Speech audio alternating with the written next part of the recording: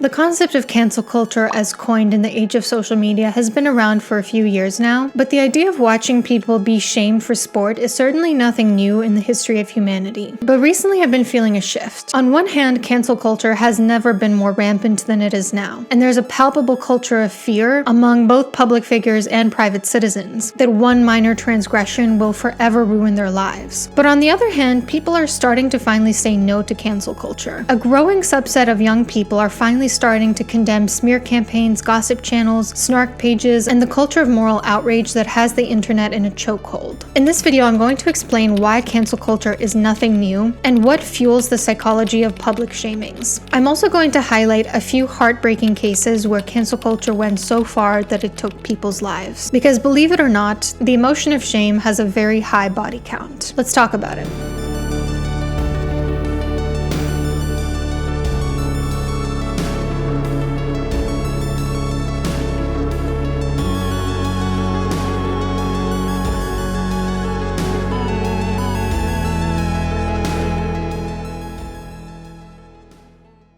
So anytime somebody talks about cancel culture, there are usually people in the comments reciting what I think is a very tired phrase that cancel culture doesn't exist. And look, I understand what these people are saying. There are public figures who have done terrible things and they continue to have fans and money and massive platforms. But when I say cancel culture, I'm actually not talking about the outcome of the cancellation attempt, whether that person came back or not from the shaming. I'm talking about a societal attitude. The way I see it, these are the components of cancel culture. Specific transgressions, sometimes minor, sometimes far in the past, are viewed as evidence of a global character flaw. The all bad person is viewed as deserving of shame, lots and lots of shame. Thousands upon thousands of people dogpile onto this person to shame them, often resorting even to death threats, cyberstalking, harassment, even harassing the person's family or loved ones. This is not about just respectful dissent. There is nothing wrong with someone, either publicly or anonymously, saying, "I disagree with this person." Cancel culture is very aggressive and very disproportionate. The transgression is then seen as unforgivable. Even if the person in question takes accountability and apologizes,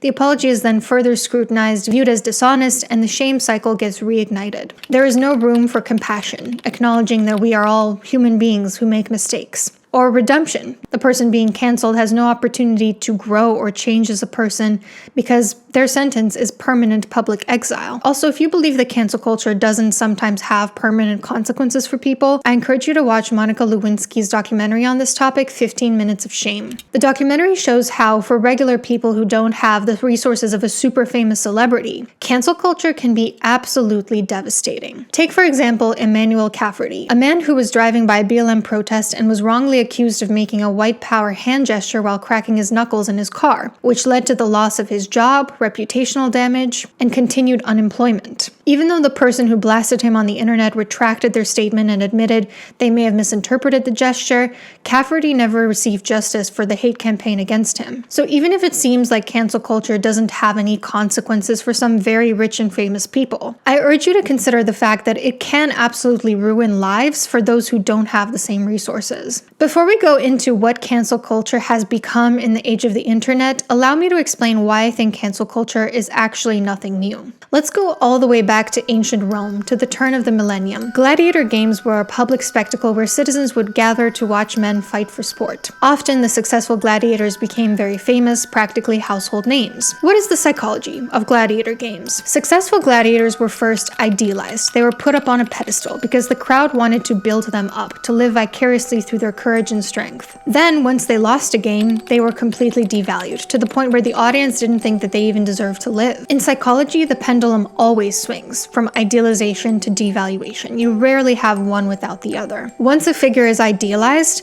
the person doing the idealization starts to feel inferior, so they need to tear that figure down, to view them as completely worthless and all bad, so that their self-esteem gets to feel idealized. Both idealization and devaluation require dehumanization. Whether you see a person as all good or all bad, you're not seeing them in their totality if you're either idealizing them or devaluing them. You're not seeing their true, multifaceted human self. They're an object to you onto which you project your own desires, traits, insecurities, behaviors, vulnerabilities. This is why, for example, stalkers, they don't actually love or care for their targets because they've idealized them to the point where they're an object or not a human being. Now, once they're devalued and dehumanized, the crowd demands a violent public punishment for gladiators who fell out of their good graces. This is basically catharsis for all of their most violent, unconscious impulses. It's a place to channel all that anger from everything going wrong in their own lives. Cancel culture is kind of like the gladiator games. Public figures are first idealized, then devalued once they falter, once the illusion of superhuman perfection is shattered. Their humanity is forgotten. A mob forms and it hungers for violent catharsis. They have no consideration for the fact that this is a human being just like them, who goes through struggles just like them, who makes mistakes just like them, who is comprised of multitudes just like them. The mob publicly punishes the public figure through shame. The public punishment becomes a form of entertainment. Now let's fast forward a little bit in time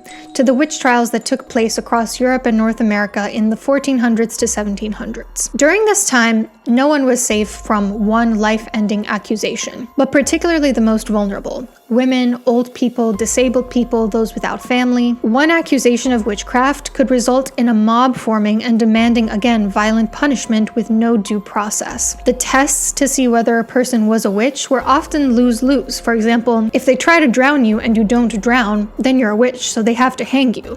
But if they try to drown you and you do drown, oh, good thing you were innocent. It's too bad now you're dead. What is the psychology of the witch trials? Those who were deemed non-conforming due to minor transgressions, such as saying the Lord's name in vain or using folk superstition as a healing remedy, were scapegoated. Oftentimes, they were the result of projection. People projecting their own badness, their own undesired traits onto them. For example, one of the pivotal pieces of writing during the witch trials was Malleus Maleficarum, written by a couple of monks who really hated women and said that women were basically mistresses of the devil and inherently tempted men and made men have these like lustful, uncontrollable urges. In this book, women were demonized because of the author's projections of their own sexual desires. They described women as sort of like satanic harlots trying to seduce men because they themselves couldn't accept their own lustful urges, but instead of saying like, oh, I'm having a lustful urge towards this woman, they said, that woman is satanic, she is planting these lustful thoughts in my brain. Groupthink was also crucial to the witch trials. Again, a mob forms, and they all begin to agree with each other. They all seem to have the same viewpoint, and their viewpoint seems to be, that person does not deserve forgiveness. The witch trials were also about obedience. Witch accusations became a form of control, so that people couldn't dare not conform to the group's rules and values. Eventually, this turned into paranoia, where no one felt like they could trust anyone because they knew they could be next. The only way to get attention off their back was to distract people by finding a new scapegoat, by launching an accusation as someone else. The witch trials were also about confirmation bias. If you were accused of witchcraft, you couldn't win no matter what. Anything the accused witch did was seen as evidence of their crime. And again, it was about catharsis. The mob demanded capital punishment, absolutely no forgiveness or mercy,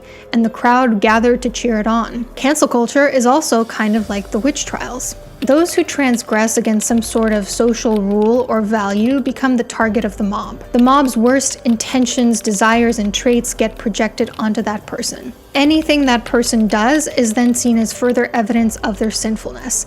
Like if they apologize, it's considered an insincere apology, or they're not really sorry, they just are sorry they got caught. If a person is silent, then that's also seen as damning because why are they being quiet about this? Why aren't they addressing this? If a person defends themselves against the accusation, that's also seen as like, oh my God, you're so defensive, so there must be something that you did wrong. There is no way to win in a situation like this. And the mob demands capital punishment. Absolutely no forgiveness or mercy, just permanent devastation, permanent public exile. And while it's not acceptable to, actually go hang this person like you would have in the witch trials, the way that cancel culture mobs target a person's livelihood essentially accomplishes the same thing. They essentially don't want people to be able to put food on the table, to feed their families. They want them to die. In a way, the people taking part in cancellations are not so different from from the Puritans of the witch trials. There's this demand for moral purity. If you're not 100% beyond moral reproach, if you've ever done something that could be perceived as insensitive or offensive or rude, then you deserve no compassion, mercy, or forgiveness. You deserve nothing short of death. Often it's young people, often Gen Z, what are sometimes called Zoomers, who demand this sort of moral purity. Often Gen Z are non-religious, yet their psychology is consistent with religious evangelists. This particular ideology of moral purity has become their religion, and anyone who doesn't match their level of religious zealotry is at risk of being persecuted. We also hear very often about this demand for accountability.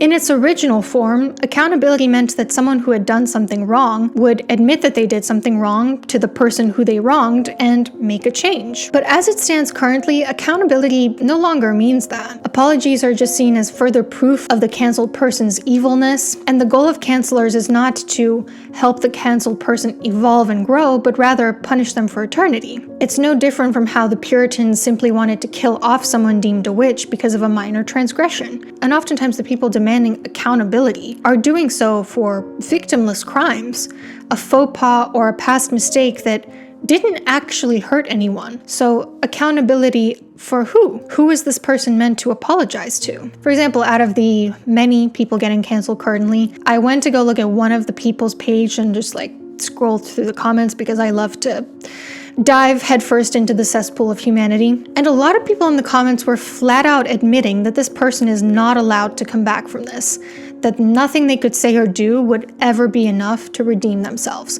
And this person has not done anything, in my opinion, that terrible. They've not harmed anyone physically, emotionally, none of that. But there is just zero permission for them to grow as a person and maybe one day come back from this. Genuinely, what is y'all's obsession with holding people accountable? You cannot hold a stranger online accountable for anything. You don't know them. If someone with a lot of followers does something wrong, all you have to do is ignore them, just block them and move on. You can't hold them accountable for anything. You're not their friend, family, boss, teacher, what? Honestly, it's kind of sad that we're in 2025 because a lot of y'all would have loved the Salem witch trials. Cross the line between holding someone accountable and just straight up destroying someone's life. Like a hypothetical, let's say I make a mistake, because everyone does, we're all human, and you guys make me aware of said mistake and you explain to me what I did wrong. And then I completely hear you out. I get it. I want to change. I want to show in my actions and my words how I'm going to be better. So I make a video, I apologize, I say I will change, and my actions reflect that. I feel like that's very important. Obviously, your actions have to align with your words. Now, when that happens, I feel like that's accountability. I feel like that's letting someone grow and someone learn. And that's what should be important.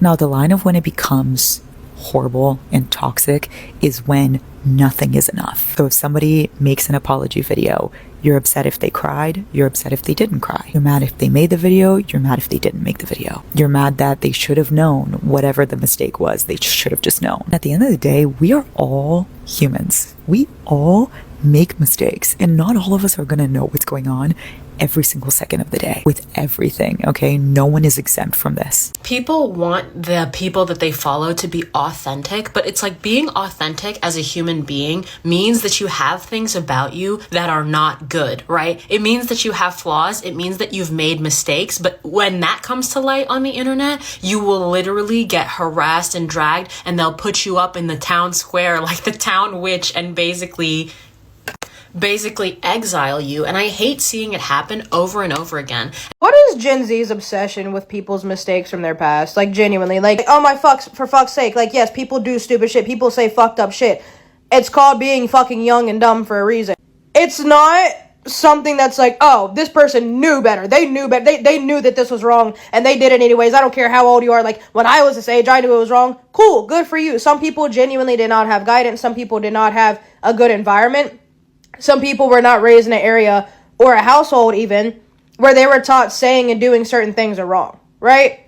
And so when y'all sit here and just literally try to take away everything that someone has built for themselves simply because of something you don't like that they did, it is so fucking weird and so parasocial. But you're so addicted to nope, someone's guilty here. Someone's guilty here. I've got to call out who's guilty. I got to hold someone accountable. If you're guilty, you need to be canceled, wiped off the face of the earth. So when you're growing up and going into life, you're going to have times where someone's like, oh my gosh, I can't believe you just said that. I can't believe you just did that.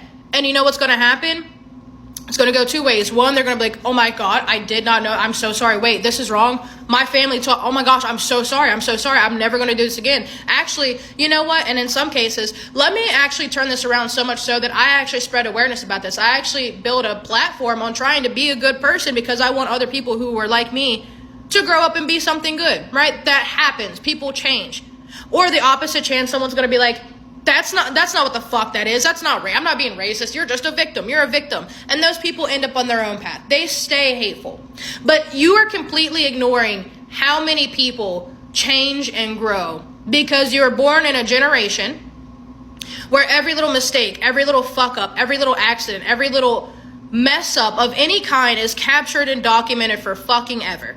You don't actually want to hold people accountable. You just enjoy participating in public shame. Accountability to me has always been holding someone responsible for something negative that they've done and then hoping that they take that responsibility and then actively work to change for the better. But online, it seems accountability just means publicly humiliate and bully someone until there's someone new to latch onto. And we see this in tons of ways with Love Island that just ended whenever an influencer gets canceled. It's like the point is to make sure they understand why what they did was wrong and then hope that they take the time to find the tools to actually change. But the issue is change is not a fast process. It's very complex, it's very slow moving, it's very personal, but there's no time for that on the internet. And because the internet is always moving like this, all we do when we talk about accountability online is bully, harass, shame, dox, you're wrong, you're bad, you're a terrible person, punish, punish, punish, and then throw them away. There is no room and no time for actual growth. And that is very reminiscent of the carceral system as a whole, with the heavy focus on retribution versus rehabilitation. We punish people so quickly and don't allow them time to change because for some people it's like holding up a mirror to themselves. Often the same person who will loudly condemn someone's behavior online is the number one perpetrator in real life. And if they actually allow this person to change, then they have no excuse to change those behaviors themselves as well. Not a single one of us is perfect. No one is immune from saying the wrong thing or doing the wrong thing once or twice in their life. So if we're actually trying to hold people accountable online, we should lead more with compassion and education rather than humiliation and honestly sometimes vengeance. I agree so much with these TikToks. True accountability requires compassion, and true accountability requires a relationship. You cannot demand accountability from someone you've never actually met, who's never actually done anything to you. A lot of these cancelers are out here acting like someone saying something offensive 10 years ago caused harm to them personally. But let's be real, it didn't affect them in the slightest.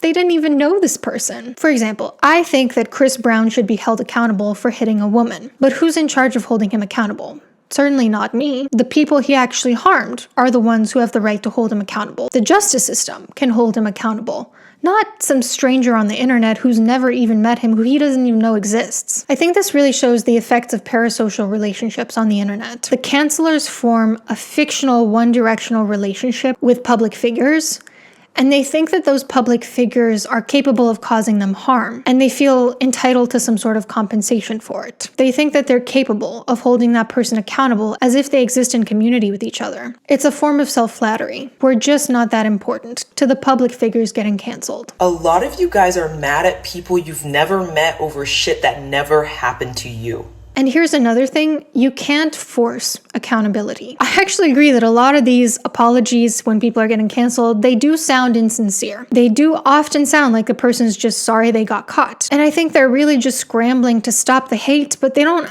genuinely believe they've done anything wrong. There are exceptions, there are sometimes people who misspeak because they were ignorant about something and immediately they apologize, or someone who's, maybe done something in the past and it's become public and you can really tell that it's like, I'm not the same person, I'm so sorry. But generally speaking, if someone is called out for saying something with their chest in the recent past, you're not going to convince them that they're wrong by harassing them. Do you seriously think that they've changed their mind in the 2 days since they've started getting canceled? All you're going to accomplish is make them defensive and make them look for acceptance in a different place. You cannot force people into remorse. You cannot force people into changing their mind. Change happens gradually. It happens over time. It doesn't happen with just one instance of getting canceled. And I think that's part of why people react so angrily even to the apology videos, because they know deep down that they're not able to force someone to change their mind and convince them that they did something wrong. And there's a level of powerlessness in that. People on the internet knew, like, you don't have the power to cancel someone. They have to willingly cancel themselves. Like, I see people in the comments getting so worked up and angry when, like, someone that's canceled continues to post and they're like,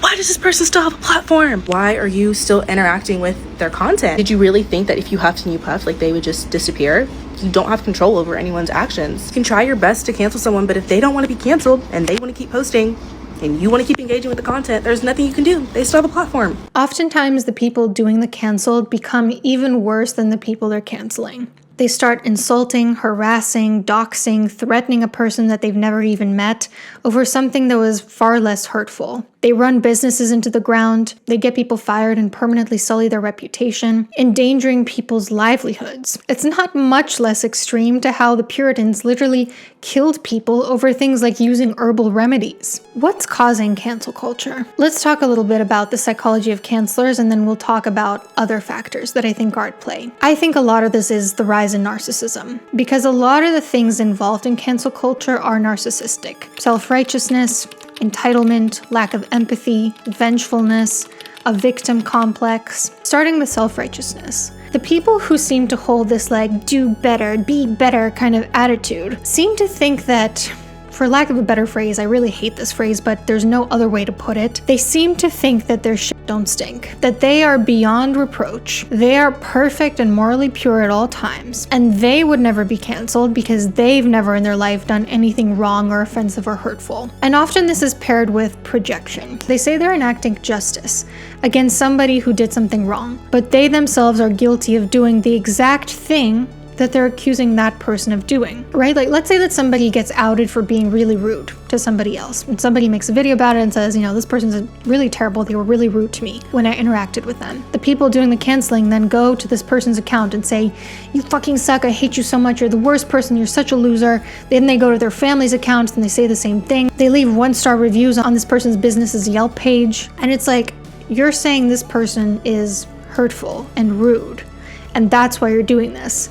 But you yourself are being so much more hurtful than what they're being accused of doing. The people on the internet are such hypocrites because it's like, you guys know very well that if it was you who had a microscope on your life and everything that you say all of the time and everything that you've ever said, by the way, because on the internet, there's no statute of limitations for what people are gonna hold people accountable for. I don't even believe in that, but that's what the audience claims.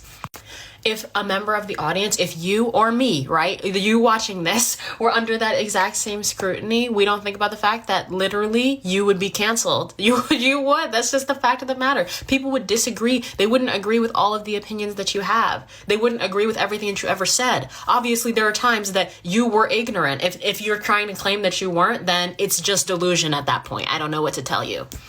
I genuinely find it so frustrating because we have created a culture on the internet where a bunch of people go to try to ruin somebody's life over something that many of them have probably done themselves. That's the culture that has been created. I've said it before and I'll say it again, but the people that you are afraid of hating you, the people that you're afraid of judging you, the people who are putting judgment and hatred and negativity out into the world are so deep inside of a prison of their own making.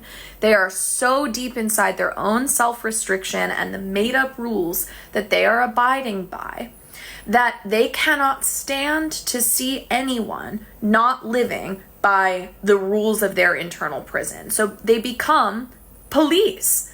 In regards to the Coldplay concert couple, I will not be participating in the discourse because y'all are unhinged. And as somebody that comes from the former USSR, the former Soviet Union, I grew up around former KGB agents. Let me tell y'all, we are not headed in the virtuous direction that y'all think we are headed. You need to understand that people, neighbors, people in the same economic classes, people that should have been sticking together against an oppressive and tyrannical government used to spend their time pressed up against each other's walls, listening to people's conversations and reporting wrongthink. And we're way closer to that than we are to exposing anyone or holding anybody accountable. This is not the path of accountability. This is the path of chaos and destruction. The second that people decided that social or moral transgressions occurring meant that you are opting out of your access to personhood, to privacy, to your intrinsic human rights, like, this is a slippery slope. It's not a coincidence that the same week folks are doing things like this over a stranger. Strangers. ICE was awarded access to the Medicaid database that hosts over 70 million Americans' private personal information. Those things don't exist in a vacuum. And I know that y'all don't like to stretch your neurons because the attention span is about 10 seconds. I'll keep my ting brief. 6 words even. Surveillance doesn't happen in a vacuum. Wow. Dulles of you should get that. It's deeply pathetic behavior, and I'm tired of acting like it's not. It is puritanical as fuck. You all yearn for the panopticon. You yearn for the stocks. You yearn to throw tomatoes at people and yell shame. Because your lives aren't interesting enough, because you don't have enough hobbies that are worthwhile, because deep-throating reality television got old after a while. You lost the ability to reality test. You're not entitled to do whatever you want with strangers' likeness because they made a moral or social boo-boo. The fact that we're at a point where digital vigilantism has become so normalized that y'all feel comfortable seeking out people's spouses, their other family members, their place of employment is sick. You all are sick. Pathetic small people who probably felt ostracized or bullied in their life at some point and wish that you had someone you could punch on, and the internet gave you an opportunity to do so. And because you are primed to punish, because we descend from WASP, we descend from Puritans, people who held literal humans as chattel for hundreds of fucking years, because we are in a prison-loving, punishment-loving society, you need to feel sanctimonious. You need to feel righteous. You need to feel like you can punish, but you need to feel moral in your punishment. And ain't shit moral about subjecting strangers to humiliation rituals to millions of people across the globe that impact their livelihood. This shit has gotten so out of hand at this point. Like, I'm convinced that some of you thrive off of bullying the shit out of people, attacking them in the most vile ways, making it your mission in life to cancel anyone and anything that you possibly can. And you're just out here like little morally superior parasites, just sucking it all up, and it's breathing life into you because you have no fucking life. It's also about entitlement. People on the internet don't seem to understand that not everything is for them or about them. They try to publicly shame people simply for not mentioning the right caveat or for talking to a different audience than them. For example, I love tough love pep talks. I respond well to them. And there are certain tough love content creators who people hate because they themselves don't like tough love pep talks. And it's like, this person didn't personally harm you. Maybe they're just not for you. You're not their target audience. Apple is factually healthier than eating a slice of cake. Well, if you want to eat a slice of cake, it's okay. I'm not saying anything's wrong with eating a slice of cake. I'm just saying that, like, factually it's healthier to eat an apple.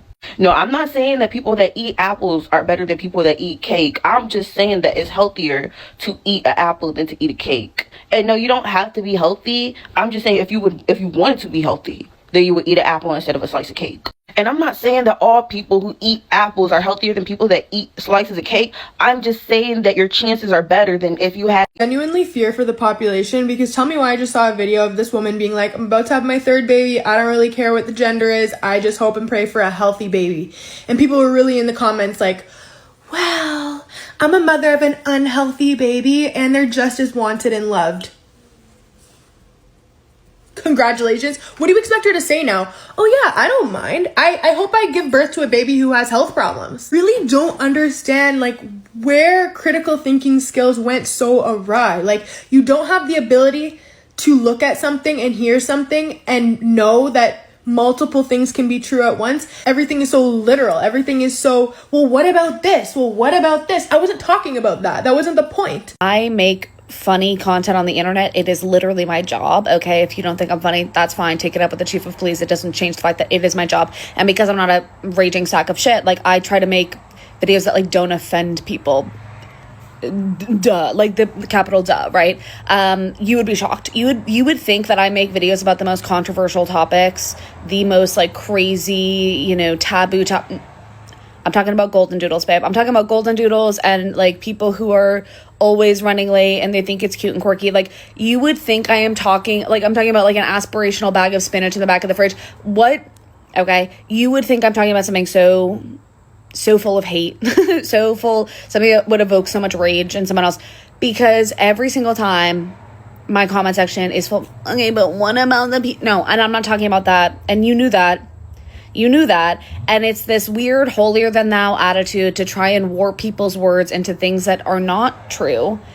What is that? How is that helping anything ever? And I see on the internet all the time of people picking apart these people. This is not about myself, but people picking apart people who are generally good. Okay? Generally good people who do good things and are good, and people picking them apart for not being absolutely perfectly perfect. What the fuck is that? They're human beings. We're all human beings. What do you mean? What do you mean? And the rage that people channel onto these generally good people for not being perfectly perfect is insane. And it's not realistic in any way, shape, or form. No one's gonna be perfect. I thought we knew that. Remember that Hannah Montana song? Like, what are we doing? So what you failed to consider in your original video was how I was gonna misinterpret everything you say and project random beliefs onto you that you don't even hold. Did you and your broad shoulders ever think about that? Actually, you're wrong. Hope this helps. Hope this helps. Hope this helps. Oh, that's not. Oh, that's not. Oh, that's not so close. Insert some sort of snarky comment saying that everything you're doing is wrong and then end it with hope this helps. So close. Insert a copy and paste comment from a different comment section and say hope this helps. But what about if this? And what about if that? And what about me? Yeah, have you ever considered me and my situation that is really particular and only relevant to me? Yeah. What about me and something that is super niche only to me? Have you ever considered that? Oh, that's not. Oh, no, that's not. I hope this helped. Actually, yeah, insert an emoji of a dying rose or whatever that means. You're so funny. Please don't go bald. They all say in unison. Oh, no. Cancelers also seriously have a lack of empathy. They're unable to realize that the person on the other end of that screen is also a human being, and you never know what struggles they're going through. It's like they could never think about, oh my God, is it possible that this person has like really serious stuff going on with their family? Like maybe their mom is sick of cancer, or they're really struggling financially, that like if I like threaten to dox them, this could really send them over the edge. And they also never consider the possibility that what they heard about that person might not even be true. Might just be one side of the story. Again, they're picking sides as if it's a gladiator match, as if people's lives are just chess pieces that they're playing with. Cancelers also tend to be very vengeful. It takes a very special type of person to want to ruin someone's life. Like, for example, there is a restaurant owner who's currently getting seriously canceled because a micro-influencer called him out for being really rude to her. I think most people would hear that and think, oh my God, that's awful. Let me mark what restaurant that is so that I make sure to never go there. How awful for her. But then there are people who take it so far, who begin compulsively leaving 1-star ratings on this restaurant's page in the hopes of permanently ruining that person's life. The punishment is not proportionate to the crime. And we'll come back to this because it's a pretty crucial component of cancel culture. And another component of the narcissism of cancelers is this victim complex. They think that people who they have never met or interacted with are capable of victimizing them. And they think that that justifies bullying them in retaliation, as it were. Being a victim does not prevent someone from doing harm. In fact, one of the greatest tragedies of humanity is that victims can become victimizers through a process known as moral entitlement. This is the belief that because you have suffered, you have the right to do whatever it takes to protect yourself, even if it harms other people. It tends to unfold like this. First, you're harmed, and then you have the very natural and important instinct to protect yourself. Hence, people start to ruminate on how they have been wronged, which studies show leads to an increasing sense of entitlement and selfish behavior. Over time, your identity can start to fuse around this idea of perpetual entitlement, which provides you with a benefit because you never have to think about how your actions affect other people. And eventually it results in a profound egotism where not only do you struggle to feel empathy for other people, but you don't recognize their pain as real or see how you've contributed to it. This dynamic becomes even more dangerous at the group level because the harm doesn't have to directly happen to you. If it happens to somebody in your group, you can become morally entitled. Groups that have suffered tremendously may adopt a blank moral license that argues for things. The world allowed our suffering to happen, and therefore they have no right to judge us. Our suffering proves that moral standards no longer apply, so why should we participate? In order to protect ourselves, we will do whatever is needed to keep ourselves safe. And whatever we do that we deem needed will never compare to the suffering that we experienced. But of course, adopting these beliefs leads to more suffering, which leads to more people adopting these beliefs, which leads to the complete breakdown of the moral framework that is needed to keep us all safe. Having a victim complex is a core component of vulnerable narcissism, thinking that people who've literally never done anything to you have somehow victimized you. But I don't think it's just narcissism. I think that's one part of the puzzle. I think possibly it's also just the nature of young people to be self-righteous. Young people tend to be a lot more black and white in the way they think about morality. It's a normal stage in morality development to see things as more clear-cut and sort of distinct before you develop into a more nuanced understanding of morality. Young people often have not lived long enough to realize that we're all fallible human beings, including them. I am coming to you as a victim of Gen Z. Gen Z got so mean in the comment section of my last video that TikTok had to turn on the anti-bullying feature. Here's what I said that brought the wrath upon me. I suggested that the Gen Z stare, as everyone is calling it, is not in fact just blankly staring at someone who has said something incredibly moronic. I suggested that the Gen Z stare is not receiving a response when a response is not just reasonable but required. I then proceeded to give an example from my own life as a flight attendant who was asking somebody to put their bag underneath the seat in front of them, and they were specifically seated in an emergency exit row. And I fear that having to wake up to approve 180 comments or more and TikTok saying, hey, we're going to turn on the anti-bullying feature just proves my point. I made a video yesterday saying how Gen Z has this strange obsession with cancel culture, and the comments were really fucking funny to me. First of all, one of the main comments I got was, why is it always about Gen Z? Why is everyone talking about Gen Z? Because Gen Z is the loudest fucking generation at this exact moment. Gen Z is so fucking vocal on every little thing that they don't like, every little thing that we do or don't disagree with, right? Empathy continues to develop well into our 30s. Young people tend to be less skilled at emotion regulation. I think a lot of this is about poor emotion regulation. You know, if a story about a public figure makes you angry, that doesn't mean that you get to act on your anger in whatever way you want. You have a responsibility to sort of take a breather and choose to do something more constructive with your anger. But when people are very young, they often haven't learned those skills yet. This may be a really hot take, but I do think that cancel culture is anti-therapeutic, and I'm going to tell you why. If I had a client come into therapy and tell me I really want to make a video about this thing that I'm so bothered by that this other person did, whether they're famous and have a platform or not, I'd be like, let's regulate. Like, that feels like a step that is farther along than the step that maybe you need to take first, which is like looking inward as to why this triggered you and what it brought up for you, and how you can regulate before going and feeling the need to like blast. Like, two wrongs don't make a right kind of vibe.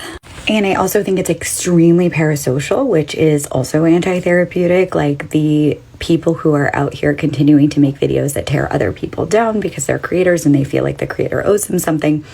That's a parasocial relationship because the person who's on the internet usually doesn't have an interpersonal, in-person, or some sort of touch point with that person. The idea that like someone could do something that you don't like, and because you don't like it and because they're on social media, you feel like you have a relationship with them to some capacity, that you feel like you are owed an apology for that, is parasocial in and of itself. So this idea of canceling and calling for accountability, usually it feels a little bit more like that person wants to be seen and heard in their pain. But there are really benign things also that people will decide that they are not okay with and then go on to the internet and make videos about the other person. And I do think it's starting to get to a place where when I see those videos, I'm like, we really should be regulating before we go on and create something that completely tears another person down, attacks a person's character, all that stuff. I feel like these hate trains on social media just end up being a pile on and a bullying situation in and of themselves. And where's the accountability in that? Young people also tend to be more impulsive. They also tend to have poor decision making because their prefrontal cortex isn't fully developed yet. I can only speak for myself, but I know that when I was younger, I was so annoyingly self-righteous. I thought politics and morality were so clear-cut, and these were the good guys and these were the bad guys. And it actually took me going through a series of losses in my life to realize that it's not that simple, and also to realize that the people I'd lost, their legacy was kindness and compassion, and that I wanted to take on that little piece of them and carry it with me moving forward. But I'm still a work in progress. I mean, I still think about like things I've said just months ago, and I'm like, oh my God, I can't believe that I, read into that person's intentions in the way that I did, or I can't believe that I accused them of being a bad person because of one thing that they did. We're always going to have this like self-righteousness crop up from time to time. But I think it gets easier to manage it with age and with experience. I think that cancel culture is also about a desire to make an example out of somebody who has violated social norms.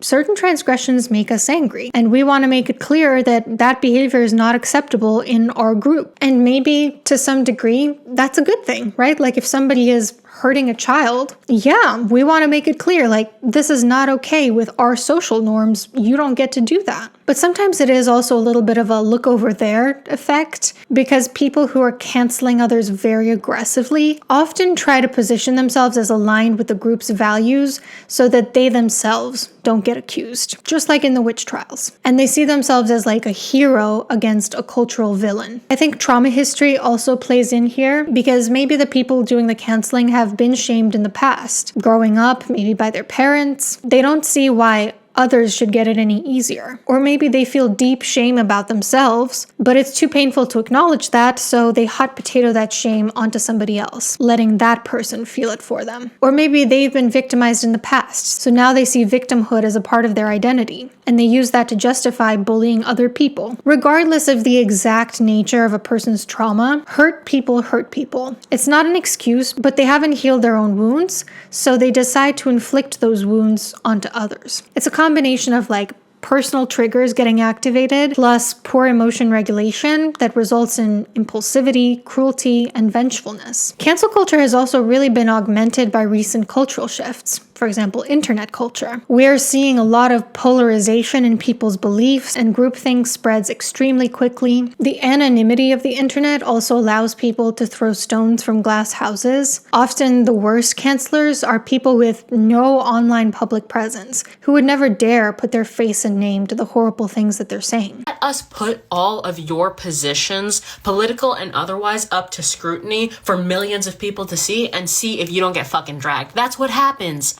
I saw a girl on here say that you should have to have a public account where you post in order to unlock the comment feature on people's videos, and I so agree with this. Of course, TikTok will never do it because it's profit-based, and if people aren't able to comment, there's so much engagement that is, profit that's made off of people's rage and arguing in the comment section and going back and forth with anonymous, faceless accounts, that it absolutely wouldn't be profitable for them, but it would be so much better for the culture of the app and for the mental health of the people that post on the app, because so many people are so emboldened by their anonymous status that they feel like they can say whatever. And this is oftentimes, I will also say, people who don't have an internet presence, which I think it's much easier to, what's the saying about casting stones?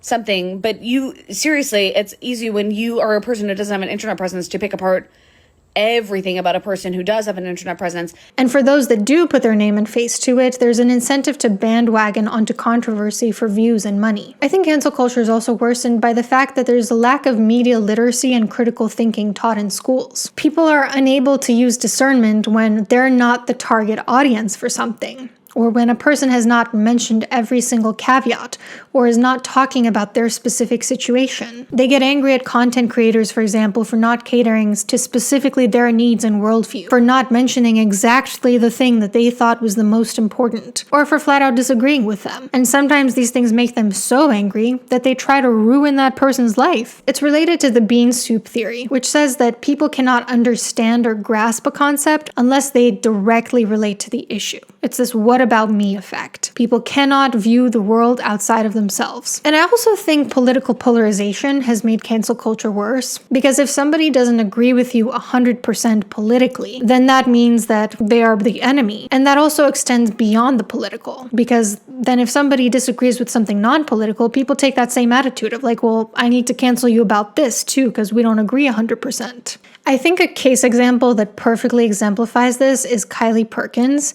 Kylie Perkins is a TikToker who, I'm not super familiar with her, but from what I understand, she makes tough love, you need to clean your house videos. And a few months ago, she got canceled by liberals because somebody like tried to go into her following list and like figure out if she was a secret conservative. And then a bunch of conservatives went and followed her. But then more recently, she's been getting canceled by conservatives because she spoke out against ICE. If you don't fit 100% into a neat little box like conservative or liberal, or maybe you do fit into one of those boxes, but you have like one different take than the average conservative, let's say, that group will turn on you so fast. And I also find it interesting because conservatives often criticize liberals for the fact that they need to cancel someone just because they disagree on one small thing. But that's exactly what's happening currently with conservatives. They're wanting to mass unfollow Kylie Perkins because she spoke out about one thing they didn't like. So Kylie Perkins, you want to lecture us on compassion and basic human decency? Stop right there. Where is your sense of compassion for Jocelyn Nungare?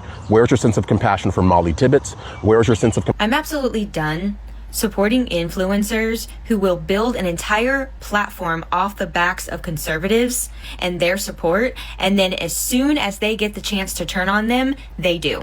Yes, Kylie Perkins, I'm talking to you. I think you've forgotten who built you, who put you on the pedestal that you're on.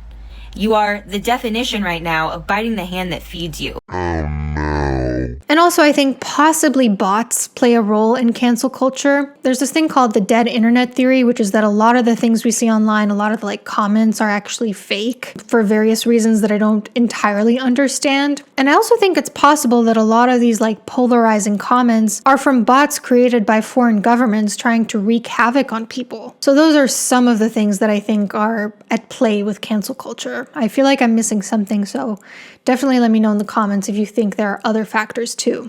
Now, there's something I think we need to mention, which is this question, at what point is canceling somebody justified? Because I can already hear what some of you guys are thinking. Aren't some transgressions truly unforgivable? I think the truth is we all have a moral line in the sand. Some people do things that are so harmful, you'd be hard-pressed to find a single person who defends them. I was thinking about it, like, what's my moral line in the sand? And I think mine is like, I'd find it very hard to forgive somebody who's caused any sort of physical harm against a vulnerable person like a child, or to a massive amount of people like a war criminal who's participated in genocide, for instance. I don't tend to feel very forgiving to anyone who's abused even non-vulnerable people, but I could maybe see those people getting a second chance if they sincerely seem sorry for what they did and took proactive steps to change. Typically, abusers don't change, so this is kind of a non-issue, but regardless, I probably wouldn't participate in a hate train against someone who abused another adult. I just personally wouldn't support them, and I wouldn't like them very much. The reason why I focus mainly on physical harm here is because I think we're all capable of non-physical harm, and I think we all do it on a pretty regular basis. Physical harm is different to me because I think there's not a person in this world who deep down doesn't know that it's wrong to violate another person's consent or bodily space or dignity, and doesn't understand that it's a violation of their human rights. So like I'm saying, we all have a moral line in the sand. The issue is not that no one deserves canceling or being shamed for what they've done. Some people do things that are so awful, you'd be hard-pressed to find anyone who thinks they deserve forgiveness. But I think the issue is that we're canceling people for far smaller transgressions, for things that don't truly constitute a very bad person. People's lives are being ruined over things that are, statistically speaking, very common. Like, people are harassing the family of that CEO who was recently outed for cheating on his wife, but around 20% of people cheat in relationships. People are always getting canceled for saying something offensive as teens, yet the vast majority of teens are still growing out of harmful beliefs that have been socialized into them. We act like the people getting canceled are doing something so incredibly awful and out of the norm, when in fact there's a good chance we ourselves have at some point done what we're crucifying them for. We cancel people for just being normal, flawed human beings. And you might be thinking, well, the average person is a bad person. Yes, exactly.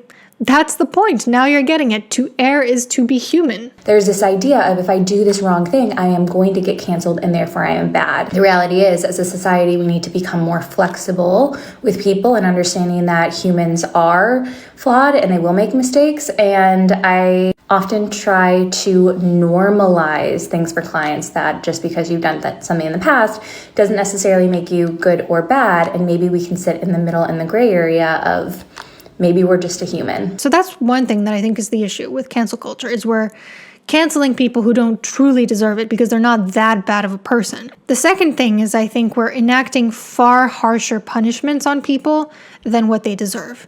It is very disproportionate. I'd be unwilling to forgive someone like Epstein, Hitler, Netanyahu, because those people have done things that I personally think are unforgivable and deserving of shame. But why should someone who made a faux pas 10 years ago, or was rude to someone on a bad day, or put their foot in their mouth, or holds a belief that's different from you, why should they be subjected to the same punishment as someone who is truly a net negative for society? One is your run-of-the-mill normal human being, and another is the 0.001%, the furthest person on the bell curve who has done the most massive amount of harm to people. Like, the offenses for being canceled on the internet range from things that are actual crimes, right? Committing an actual crime, to just saying something that people don't like. So I ask you, what's your line in the sand? At what point do you consider someone to be a truly terrible person who is deserving of shame and beyond redemption? This is not a hypothetical question, by the way. I do actually want to know. The next time you feel a surge of self-righteousness, it might be helpful to just pause and ask yourself, has this person crossed that line? I think you'll find that in most cases when we feel self-righteous and angry, the answer is no. But then if they have, the punishment must fit the crime. My line in the sand is here. If someone has said something that could be harmful to the masses, I don't see anything wrong with respectfully expressing dissent. But if I choose to publicly express dissent, I try to make it constructive. What can viewers learn from the situation? How can we prevent this from happening in the future? What causes can we donate to support the people who are affected by this? And I also put my face and name to those statements because I say it with my chest. I don't think it's right for me to character assassinate people in the process, to demonize or devalue them, to shame them, to treat them like they're all bad, to take my dissent to a very personal place, to pretend I can speak to their intentions or make accusations that can't be falsified or proven false. But in general, if I don't like what someone stands for, or if I disagree with someone, or I think they're just unlikable for whatever reason, I simply don't support them. I don't consume things that they'll financially profit from. I don't give them any more attention. I might express my dislike of them privately, where it doesn't benefit them. Because yeah, there is some truth to the idea that all publicity is good publicity. The most effective and humane punishment, in my opinion, is to just ignore public figures who have done things that you dislike. Now, I'd like to highlight a few cases where public hate campaigns contributed to the actual loss of human lives. My heart goes out to all of the people that I'm about to talk about and to their loved ones. And I've also added a fundraiser to this video, so click below to learn more about this charity and decide whether you'd like to contribute a donation. I personally will be the first one to donate for it. Let's start by talking about Sophie Graydon, who was a model and contestant on Love Island UK 2016. Sophie was severely bullied online, which she spoke about just months before she took her own life. She spoke about feeling vulnerable, unsafe, and upset. She said, "We became public property overnight, and everyone had an opinion, both good and bad." After leaving the show, she said, "I descended into quite a dark place, owing to the amount of negativity focused towards me. There were positives and some lovely people, but I would always let the negatives outweigh the positives. There would be so many negative comments. They are commenting on the way you look, the way you talk. They would come up with an opinion of you on a TV show where they've watched you for 45 minutes. I started to believe what these people were saying about me was true." She even said, "The harsh reality is, it can end up with that person taking their own life. And as you've seen in the media, this is what happens. Can you imagine being responsible for that?" Sophie died by at age 32. Her boyfriend took his own life a few days later. Then there was also Mike Thalassakis, an English Cypriot footballer and contestant on Love Island UK 2017. He faced intense tabloid criticism and online hate for his persona called Muggy Mike. I guess from what I understand, he was also dealing at the time with debt, grief over his best friend's death, and he was acting as caregiver for his grandma, and at 26 years old, he died by suicide. Then there was also Charlotte Dawson, a New Zealand-Australian TV personality and model who was bullied on Twitter. After one targeted campaign, she attempted suicide in 2012. She was admitted to St. Vincent's Hospital. Dawson was targeted by a hate campaign in part because she was involved with an anti-cyberbullying initiative called Community Brave, and she continued to be the subject of online abuse until her death by suicide at age 47. Amanda Todd was a Canadian teenager who was talked into exposing herself on webcam by a predator. The images were then distributed and she was bullied constantly at school. She posted a YouTube video where she discussed the exploitation and blackmail and bullying that she endured, and she died by died at age 15. I mention this because I want to remind you this is not just about public figures. The line between cyberbullying and cancel culture is a very thin one that often just relies on semantics. The strategies and the shame utilized by both are virtually indistinguishable. Why does cancel culture kill? Remember, it's the modern day equivalent of gladiator games and witch hunts. Shame has a very high body count. I want to talk a little bit about the difference between guilt and shame. Guilt is when you feel bad because you did something that goes against your values. And guilt is honestly a perfectly fine emotion to feel. If you don't feel guilty, then you probably are moving through the world in a way that lacks empathy for other people. Shame is another story. Shame kind of has two different definitions. One is when you violated the group's norms rather than your own. Another definition of shame is when you feel like you are a bad person. It's not about just I did a bad thing, it's I am a bad person. Shame is an emotion that kills, from the caveman days to the gladiator days to the witch trials to today. Today's shame kills not by hanging people publicly, but by convincing people to do it themselves. Which is why I think it's so interesting that a lot of the figures that I talked about, that was the method that they chose to go. Shame strips people of their protective factors, the things that keep them from hurting themselves. Their income, their relationships, a sense of acceptance from the community, and it also heightens risk factors. Financial problems, hopelessness, bullying, social isolation. Also, when people decide to hurt themselves, it's never about just one factor. You never know what other things people might be going through. Just like in some of the examples I was talking about. People were dealing with relationship issues, grief, caregiver burnout, mental health concerns. I think there's this tendency that when somebody's in the public eye, people who are not see it as like punching up. But how many people punching up at you does it take for you to finally fall flat on your face? And what if they're not actually punching up, but rather punching at you human to human, refusing to see that you are also carrying a heavy load of baggage behind the curtain? This could simply be the cherry on top that pushes someone over the edge. But because we don't consider that, because we don't lead with empathy or remembering a person's humanity, we never even consider that possibility. Even among people who didn't take their own lives, there are plenty of instances of public figures who could no longer take the constant nitpicking and harassment that comes with their job and decided to remove themselves from the internet. For example, Lisa Miller is an Australian journalist who deleted her Twitter in 2021 after she experienced daily trolling, even attacks about her late father. Star Stone was a New York actress who, after being edited as the villain in a viral YouTube video, was targeted by over 200,000 comments. The hate spread across all platforms: TikTok, Reddit, Instagram, and even her poetry book listing on Amazon. She said, "People stalked, harassed, and cyberbullied me for 5 years.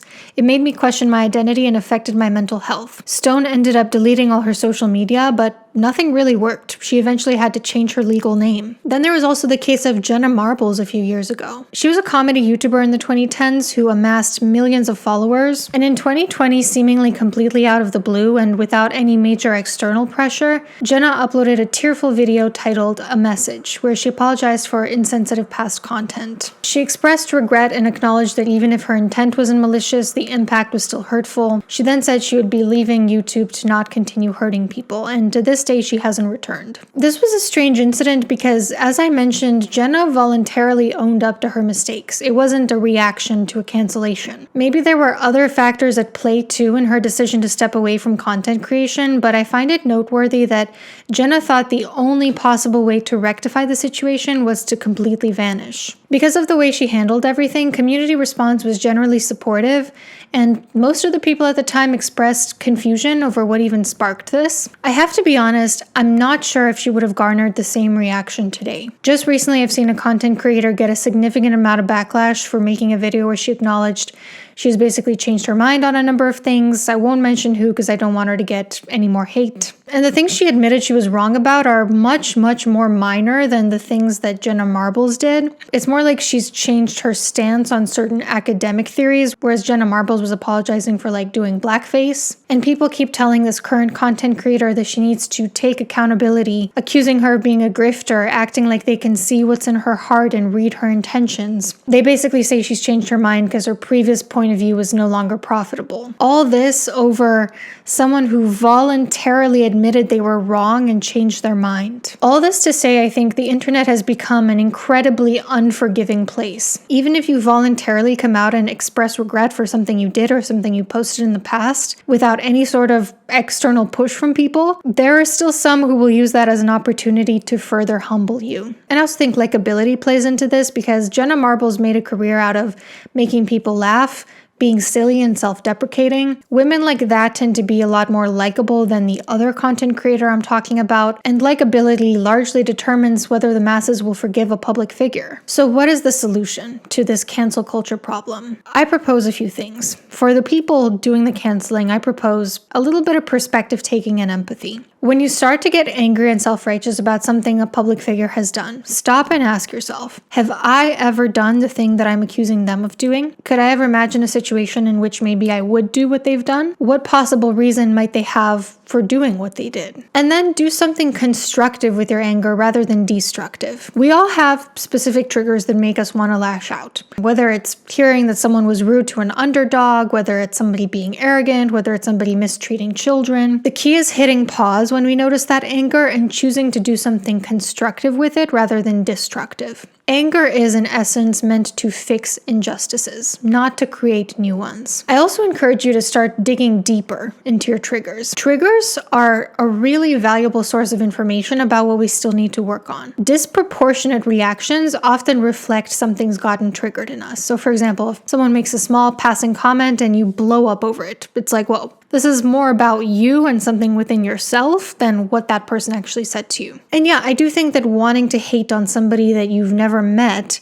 usually reflects a disproportionate reaction and therefore a trigger that we need to look at. When someone flares up your self-righteousness, ask yourself why that is. Usually it's because they've hit on an aspect of your own shadow, something about yourself that you want to reject, a way in which you are sometimes like them that you hate yourself for. And instead of lashing out at the person who has reflected that mirror at you, take a look in the mirror and assess what needs to change within yourself. It's often about projection. For example, people who bully women that they've decided are mean girls because they themselves are mean girls. The way that they're acting is, mean. Other times it's not so much about projection, but about displacement. We react more strongly to certain things because we know what it's like to experience those things in our real lives. For example, maybe you've been bullied by a mean girl in your life, and so when you perceive that somebody else is being a mean girl, you react disproportionately because you're not really reacting to that person. You're reacting to the people who bullied you in the past. And I think the main thing about cancel culture is we need to start boycotting instead of harassing. Instead of thousands of people sending hateful, angry, awful messages to that person, leaving rude comments, completely ignore them. Just scroll on by. If your idea of canceling someone is flooding them with hate comments, then ironically, yes, that's going to bring them more traction, more awareness, and they might find their audience of people who agree with them. The only way to truly cancel someone is to completely ignore them. And in my opinion, that's the most humane way too. As for the public figures, please stop groveling. Don't apologize if you don't mean it. If you said something yesterday with your chest and suddenly today you're like, oh my God, I changed my mind. No, you didn't. Stop pretending. I am not going to give an apology. And you want to know why I'm not going to give an apology? Because I wasn't insulting you. And if I'm giving you an apology, it will be fake and forced. And you wouldn't want somebody to give you something that is forced and is not coming from the heart. I genuinely did my first video to tell you that I didn't mean to hurt your feelings. This was something between my fans that you inserted yourself in. That was genuine. If I say sorry, it's not going to be genuine. It's not going to be real because I didn't intend to insult you or insult anybody. If you genuinely don't think you've done anything wrong, don't bow down to the mob. Just ignore them until they forget about it. But if you do realize you made a mistake, if you're like, I said something the other day that maybe I shouldn't have said, this person pointed it out and I think they're actually right, apologize, but do it concisely and move on. Show through your actions that you've learned from it. I think where a lot of public figures mess up in their apology videos is they try to remind the audience that they're a human being deserving of empathy. Like they mention, my loved ones are being harassed, or, these were my intentions, or I've tried to rectify the situation right away. The mob doesn't like being reminded that the person they're publicly hanging is a human being. It unconsciously reminds them that what they're doing is immoral. So just keep it simple, stupid. Just say something along the lines of, yesterday was brought to my attention I used a word that was offensive to X group. I was not informed on the history of this word, but now that I know, I'll make sure to never use it again. I apologize to anyone I've offended, and I promise to do better in the future. That's it. Don't give people anything they can latch onto to be like, well, actually, you're just sorry you got caught. Like, no, keep it concise, keep it simple. If anyone has a problem with a simple, short apology like that and a vow to follow through with action, that's incredibly embarrassing for them. That really shows that it's more about their issues than yours. It makes it very clear that they're out for blood, not accountability. I think we also really need stricter cyberbullying laws. It is so incredible how behind the law is with the technology. People can just say and do whatever on the internet with no consequences. But I think the more we move forward, the more that's going to start to change. And I also think we need accountability for harassers. We need to start making it crystal clear that cyberbullying is not acceptable. Don't cancel them either. Because there are sometimes examples of people where like somebody blasted someone online, got that person canceled, and then that person's life was so ruined that like later when it came out what had happened, the person who did the canceling was also canceled about how callous she had been about the whole thing. And it's like, this isn't helping anyone. We're trying to condemn canceling, but then we're also canceling somebody else in the process. Like, again, here's an instance of projection. So when I say we need accountability for harassers, I don't mean a death sentence or harassing them without any compassion or empathy. Rather, I think accountability in this context means what accountability should mean, which is respectfully, compassionately expressing dissent with someone when you think their behavior has crossed a line, and then allowing them to step up and change. What if instead of treating minor transgressions as things we need to publicly shame people for, we were to decide that shaming people over minor transgressions is against our collective code as a society? And when somebody does shame someone over something minor, we can just compassionately let them know, hey, that's not cool. It's not okay. I don't know. This was a super long, super taxing video. If what I'm talking about in this video is resonating with you and you have the means to, I strongly encourage you to donate to today's cause. But I think at the end of the day, like, cancel culture is getting worse, but also the resistance to cancel culture is getting worse. People are starting to say, you know what? No, like, that's enough. This has gone too far. I'm done with this. Like, what you're doing is not okay. As shown by the person after person after person that I shared in today's video, like, people are saying that's enough. And I think the more intense cancel culture is going to get, the more it's going to get to a head where more people are like, this has gone too far. We need to seriously reel it in. I personally have gotten to that place. And I hope I have expressed in this video the reasons, maybe impacted just a few of you to be a little bit more empathic and compassionate when dealing with people making mistakes. Because again, that's just called being human. Take care. Tell me what you